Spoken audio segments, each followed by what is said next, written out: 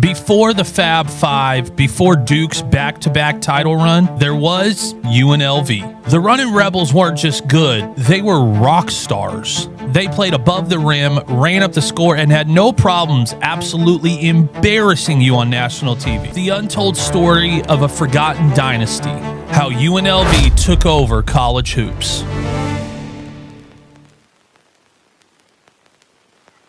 In just 1 year, UNLV went from champions to completely broken up. And today we're telling you the story of the college basketball dynasty that the NCAA doesn't want you to remember. In the late 1980s, UNLV wasn't supposed to matter in college basketball. They were a commuter school out in Las Vegas, far from the blue bloods of North Carolina, Duke, Kentucky. But then the Shark built a monster. His teams played fast, physical, and furious. They didn't have a bunch of five-star guys out of high school. They had JUCO players, guys with a chip on their shoulder and something to prove. And once they got on the court, they owned it. All right, Pops, what do you remember about the 1990 UNLV Runnin Rebels? Coach, odd looking and did not look like any kind of athlete for sure. He may have been in the 1800s. Old, bald, basset hound face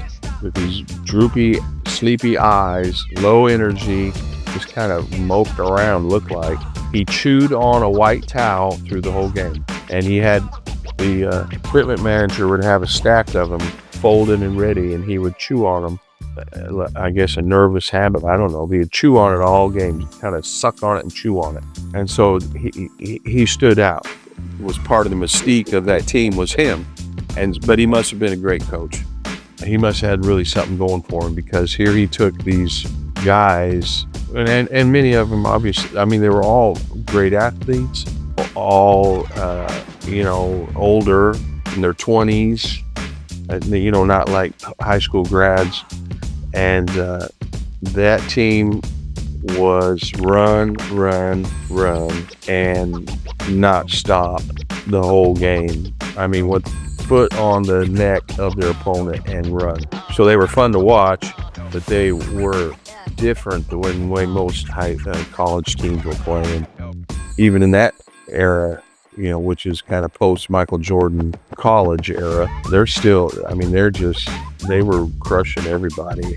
For those few years, they were the thing, which was funny because here they were on the West Coast, and, basketball was mostly East, except for, you had UCLA, but UCLA's time was over. And here this team comes up from Las Vegas, and man, they were just, for a while there was such a mystique about that team. Everybody wanted to watch them. It was a fun time. Now, how were they different from what had been traditional to college basketball up to that point? Well, they were, if I remember right, I think the starting five were all black. I don't remember them having like a leader on the team that was white, like you would see in a lot of the Kansas, especially those teams, cutting edge, kind of edgy men, young men.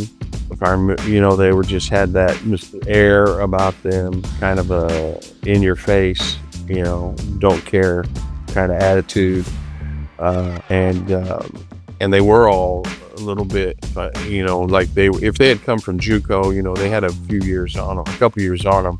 I remember some of them were either married or had girlfriends and a kid, and they lived off campus in apartments. I mean, they were just a different kind, probably more the way athletes maybe are now, just ahead of their time, and great players, athletic.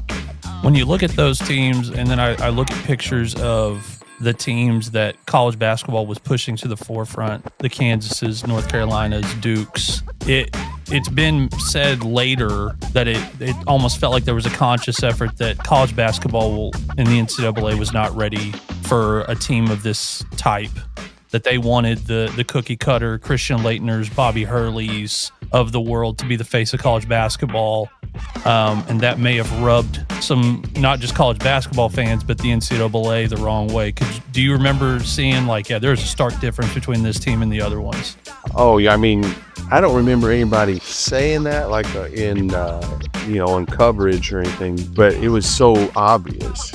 in just watching them, and for one thing, to have a team, Las Vegas represents a lot of things that aren't necessarily Midwestern values. And so, you had this team from Las Vegas. Well, that says something right there. And then the way they were and the way they played, compared to heart of America, Kansas teams, Oklahoma teams, even some of the Eastern teams, which would have been a whole different kind of basketball and a whole different look. Yeah, I mean, I think they probably enjoyed that reputation, and they lived up to it, I think.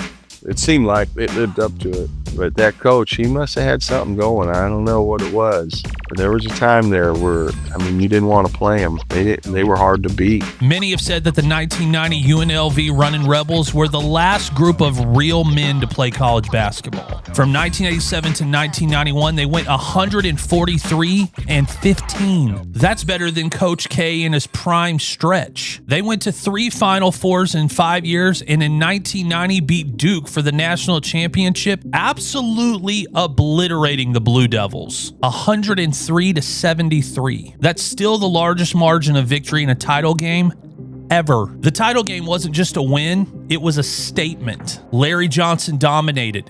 Greg Anthony ran the show, and Stacey Augmon might have been the best defender in the entire country. UNLV didn't just beat you, they embarrassed you. They were dunking in the final seconds of blowouts. They were taunting, flexing, and throwing alley-oops in transition. They were everything college basketball wasn't supposed to be, and the NCAA took notes. The following year in 1991, UNLV was better than ever. They entered the 1991 Final Four 34-0 and riding a 45-0 game-winning streak. They were unbeatable. And then Duke got their revenge, beating them by 2 in the national semifinal game in a game that felt off. Some of UNLV's players played uncharacteristically cautious, and rumors began to swirl. But the drama started off the court. Months before, a photo surfaced of UNLV players, including Anderson Hunt, in a hot tub with a known sports fixer, Richie Perry. The NCAA was already gunning for Tarkanian. He had sued the NCAA years before for targeting him in investigations. And now they had ammo, boosters, violations, and rumors of point shaving. And it all came crashing down. In 1992, Tarkanian was forced out, even though no players had been formally criminally charged. The message was clear. The NCAA, they wanted to erase this entire era. No documentaries, no March Madness ceremony. Even though that 1990 team might be the most dominant men's college basketball team in history, you'll rarely hear them mentioned amongst the greats. Why? Because they didn't fit the mold. They challenged the system on and off the court. They were loud. They were flashy. They were everything the NCAA didn't want college basketball to be, and they didn't want college basketball being dominated by a team playing in Las Vegas. They dared to challenge the system on and off the court and in the courtroom. The 1990 Runnin Rebels were a force. College basketball didn't just forget about them. The NCAA tried to bury them. The 1990 Runnin Rebels walked so that teams like the Fab Five could run. Now it's celebrated in college basketball and the NBA to carry yourself with a swagger, to let your opponent know that you're going to beat them, to trash talk. All of that started with the 1990 Runnin Rebels. This was a dynasty short-lived not by a loss, but by politics, ego, and pressure, and a system that simply just didn't want Vegas running college hoops. This was the untold story of the 1990 UNLV Runnin Rebels. If you like this deep dive, hit that like button, subscribe to us, and tell me what forgotten team or player you want us to do next. See you on the next one.